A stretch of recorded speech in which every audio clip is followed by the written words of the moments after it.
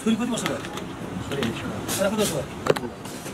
एकचोटि बर्थडे मनाएको एक्सपिरियन्स छ? छोरी त बनाउनु बाँकी छ। यस्तो पो हजुर हुन्छ बालिदिनु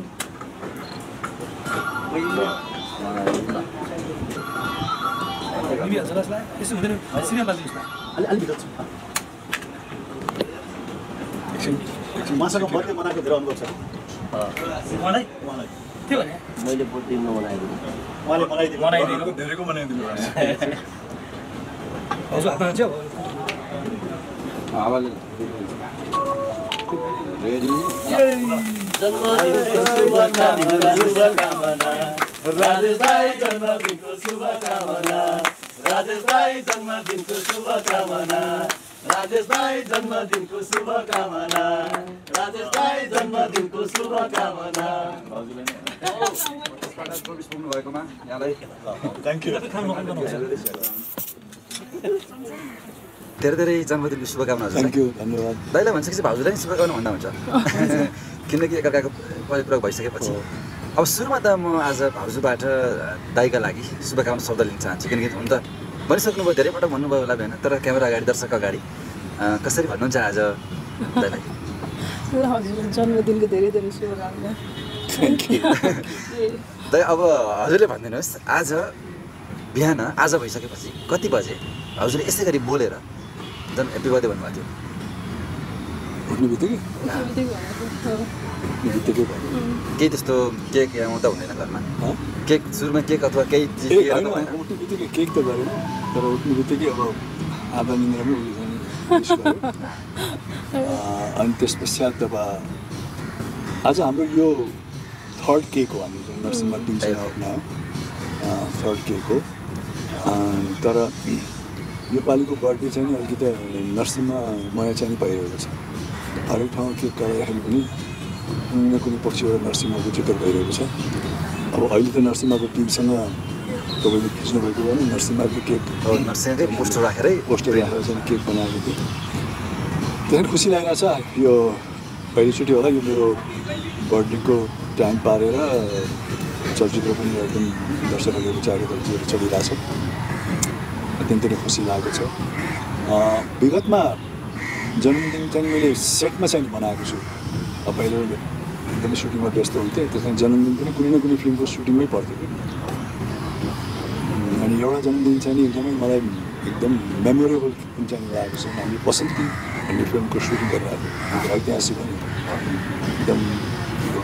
राजा महाराजाको लुगा लगाएर दरबार थियो हनुमान ढोकाको दरबारमा चाहिँ प्राङ्गणमा हामीले त्यो सुटिङ गरिरहेको थियौँ अनि त्यही नै मिर्साजी चाहिँ डाइरेक्टर उहाँले केक सेक लगाएर अनि त्यो तरवारले केक काटेर दरबार त्यसपछि जोकहरू भने क्या त्यसै गरी दरबार तपाईँको चाउमिन खानको लागि त त्यहाँबाट जोक सुरु भयो जस्तो लाग्छ। भाउजू अब जन्मदिन आउनु भनेको एक एक वर्ष त्यो उमेर बढ्दै जानुभयो हिसाबमा होइन तर राजधानीले 25बाट 24 24बाट 23 ल्याउनुहुन्छ त्यो खालको ठट्यौली घरमा हुन्छ कि हुँदैन जन्मदिन आउँदा अझ बढी विशेष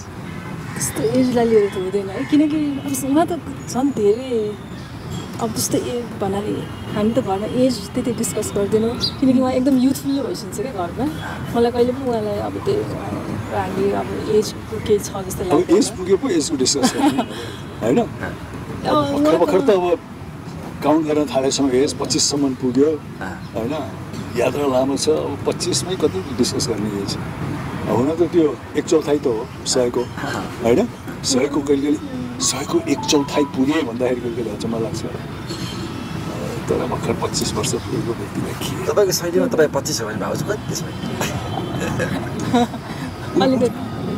उसको चाहिँ फेरि आफ्नै शैली छ तपाईँको शैलीमा तपाईँले भनिदिनुहोस् तपाईँ कति वर्ष पुग्नुभयो त्यसमा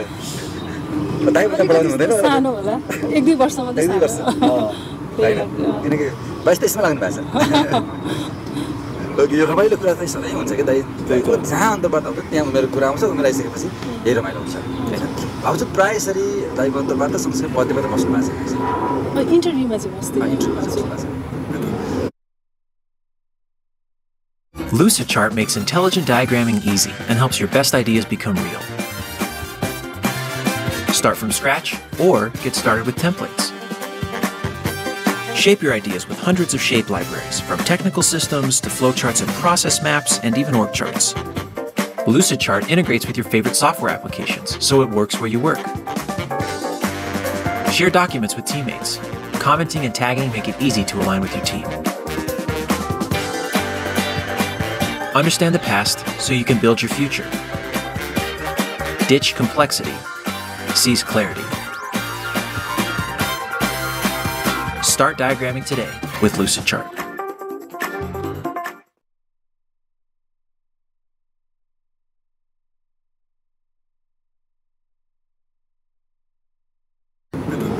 छैन यो पहिलोचोटि नै हो हैन तर हामीले यही ठाउँमा एउटा फोटो सेसन चाहिँ गरेको थियौँ म्यागजिनको लागि सँगै यो ठाउँको लागि त हाम्रो अगाडि कम्प्युटर पनि भन्नुभएको थियो यो शङ्कर होटल चाहिँ सबैभन्दा हजुरहरूको लागि चाहिँ हो एकदम तपाईँ सानो हुँदाखेरि हो गर्न आउने ठाउँ पनि हो यही हो तपाईँहरूको विवाह भएको पनि यही हो अहिले जन्मदिन पनि यही मनाइरहेको छौँ अनि पहिलोचोटि जुन मेरो अब पुस्तक आउँदैछ त्यसको सफ्ट ओपनिङ पनि यही यही भयो भयो गर्दाखेरि धेरै कुरा महत्त्वपूर्ण कुराहरू चाहिँ यहाँ भइरहेको छ अब आज बर्थडेको क्रममा इन्टरभ्यू पनि उसँग पहिलोचोटि यही नै भयो अनि हाम्रो ऋषि धमेलाजी तर्सिनु भएको पनि यही हो धेरै थाहा छ होइन हजुर यसरी बर्थडे सँगै मनाएको विवाहपछि र सँगै नमनाएको याद छ जस्तो बाहिर हुँदाखेरि तपाईँले फोनबाट मात्रै उस गर्नुभयो होला अथवा त्यस्ता यादहरू धेरै छन् कि कम छन् त्यो चाहिँ बिहा भएपछि नै होइन उहाँ बिहा भएको भोलिपल्ट होइन पर्सिपल्ट चाहिँ उहाँ अस्ट्रेलिया गइसकेको थियो प्रोग्रामको लागि अनि त्यो टाइम चाहिँ हामी सँगै मनायौँ होइन अनि बिचमा एक दुईचोटि होला उहाँ नभइसक्यो होइन प्रायः सधैँ सँगै हुन्छ त्यो सालमा अस्ट्रेलिया खास उहाँले चाहिँ मलाई जन्मदिनकै अवसर पारेर प्रोग्राम राख्नुभयो जन्मदिनकै अवसरमा चाहिँ नि सिडनीमा प्रोग्राम गर्ने भनेर उहाँले महिनौ अगाडिदेखि प्लानिङ गर्नु अनि म अस्ट्रेलिया गएँ अनि जुन एक्चुअल डेट थियो मेरो जुन 9 तारिक त्यो बेलामा चाहिँ सिडनीमा उहाँहरूले मनाइदिनु भयो तर त्यस पश्चात चाहिँ अस्ट्रेलियाको हरेक सहरमा मेरो प्रोग्राम भयो